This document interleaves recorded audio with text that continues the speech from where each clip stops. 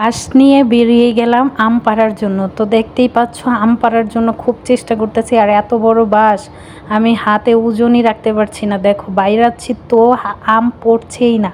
তারপর অনেক কষ্ট করে 5-6টা আম পেরেছি। অনেক কষ্ট হয়েছে, গাছটা অনেক বড়, অনেক অনেক উঁচু, সাথে হচ্ছে বাঁশটাও অনেক মোটা আর হলো ভার। আমার হাত পুরা ব্যথা হয়ে গেছে। এখানে আবার কাপড় নাড়া আছে, আমার অনেক কষ্ট হচ্ছে। দেখতেই পাচ্ছ আম পাড়তে গিয়ে আমার অবস্থা নাজেহাল। তারপরও 4-5টা আম আমি ফেলে দিয়েছি, এখন আম ভর্তা বানাবো। আর আম ভর্তা বানাতে জানোই আম লাগবে, তো 5-6টা আম নিয়ে নিয়েছি। আর আমগুলো আমি ছুলে তারপর হচ্ছে মেশিনের ধারা পলে নিব। আর দেখো মেশিনে পোলার জন্য মেশিন নিয়ে নিয়েছি। আর আমগুলো এত টক বলার মতো না, যেমন টক তেমনি মজা। আমগুলো দেখো আমি পলে নিয়েছি, এখন আমগুলো আমি মেখে নিব।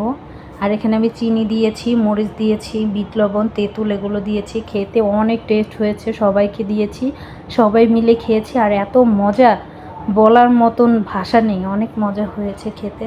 তো তোমরা যদি আম মাখা খেয়ে থাকো এই বছর অবশ্যই কমেন্ট করো।